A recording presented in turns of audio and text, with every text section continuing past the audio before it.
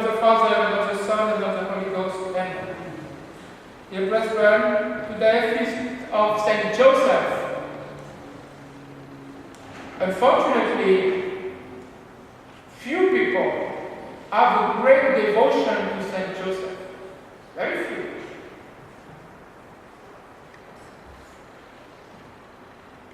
And it's unfortunate because Saint Joseph is a patron of the universal church. I have noticed, especially in recent times, especially, I don't know why, in America, people don't have a great devotion to their own patron saints. You should know your patron saint, invoke him, know his life, try to imitate him. There is a special grace. Your name given the day of your baptism has not been given by chance. There is an intercession of the patron saint for you, each of you, by the name you bear, you receive on your baptism. And Saint Joseph is not a particular saint, he is the patron saint of the universal church, the whole church. It means his devotion is not optional. And it's linked to the devotion to Mary. How many times I said devotion to Mary is not optional. But don't separate what God has joined together through marriage. Mary, Joseph. Joseph, Mary. They were one. You would say they were not one flesh. It doesn't matter. What matters is one soul. One soul. Flesh is accidental. We can be married without consummating marriage. Joseph was really married to Mary. We have a statue in the church of Saint Joseph. I don't know how many times people pray before this statue. I know it's in the corner. Well, go to Saint Joseph. Today's church, today's Mass, applied to Saint Joseph what was written about Moses. The first reading, the epistle, applied literally to Moses. And the church applies it to Saint Joseph. He was beloved of God and men, whose memory is in benediction. He made him like the saints in glory, and magnified him in the fear of his enemies. In the litany of Saint Joseph, we said, fearful to the devil, fearful to the devil. And with his words, he made prodigies to cease. He glorified him in the sight of kings. Well, many kings wish to see Jesus. But Joseph not only saw him, but touched him, listened to him, lived with him. As a true father, he took care of the baby. And you can imagine what the father can do in the family. When you have a child, Jesus grew up as a natural child. So he took care of him. He made him sleep, put him to bed, eat with him. And for many years, and when Jesus grew up, probably he talked. Certainly he talked to his father. Saint Joseph was the listener of many secrets, certainly. Before Jesus taught the gospel in his public life, he taught privately to his parents. So Joseph knew the gospel directly through a family life. So kings must have been jealous and gave him commandments in the sight of his people and showed him his glory. He sanctified him in his faith and meekness. One of the most beautiful virtues, meekness, most Catholic virtues, meekness. Saint Joseph, it's according to the tradition, well, he was conceived with original sin, unlike Mary. She was preserved for original sin, but he was purified. So he did not commit any sin. We have two saints, like Saint John the Baptist, who was purified in the womb of his mother, Saint Elizabeth. We know that through the Gospel. Saint Joseph, well, it's what we believe. He was purified, free from concupiscence, so that he practiced all virtues. Again, imagine the life of Joseph living with the God incarnate, God made man, God made flesh, daily life and night. So he must have practiced all virtues. The perfect man, the just man, Saint Joseph. And God chose him out of all flesh, for he heard him and his voice. Really, he heard it, God's voice in Jesus, and brought him into a cloud. Cloud means a certain intimacy with God. Moses met with God in the top of Mount Sinai. The cloud expresses the mystery of God, the one we cannot see without dying. So the cloud here speaks about the mystical experience of Saint Joseph, living again with God and man. And he gave him commandments before his face, and the law of life and instruction. Dear brethren, you know, great graces must be tried or paid for. Saint Joseph,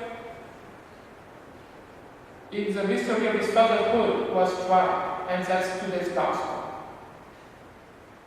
Great, immense grace, being the father of the Son of God. What a grace. But so he was tried, and he was ready to abandon Mary because he didn't know what was going on in her womb. But he was just, he didn't want to blame Mary, but he didn't understand. So he wanted to put her away privately, not to denounce her, because she could have been killed according to the law of Moses, the Old Testament law. If a woman was found pregnant and not from her husband, means guilty of adultery, according to the law, she would have been stoned to death. So Joseph was just man, he didn't understand. And in his agony, it was a terrible agony, like Jesus in his agony, an angel came and reassured him, Joseph, don't put Mary away. What's going on in our womb is from the Holy Ghost. And you shall call him Jesus, because you are the Father. It's a privilege of the Father to name the child. You will call him Jesus, because he will save his people from their sins. So Joseph was tried, but after he merited to be called the father of Jesus. So much so that for the people, the Son of God was the son of Joseph. So imagine the dignity, the nobility of Saint Joseph. The Son of God was the son of Joseph. It means that Jesus was obedient. He was obedient to Joseph as he was obedient to his eternal Father. It means that Joseph has a special power. Whatever Joseph would say, Jesus will obey. And since glory in heaven does not destroy grace on earth, but perfected, Joseph is still powerful. Whatever in heaven Joseph says, Jesus obeys. You understand the point? If Joseph is your intercessor, whatever he commands, whatever he says to Jesus, Jesus will obey. Jesus will follow his Father. So, dear brethren, have a great devotion to Saint Joseph for whatever you need. The collect says, "May we be assisted, we beg thee, O Lord, by the merits of the spouse of thy most holy mother, that what our own power obtaineth not may be granted us by his intercession." What we cannot obtain by our own power, Saint Joseph can do. It can be for virtues, purity. Again, Joseph, this statue often is represented with a lily. The lily is a flower of purity. We have the figure of Saint Joseph in the Old Testament, one of the most beautiful stories in the Old Testament in Genesis. The Joseph story, the son of Jacob.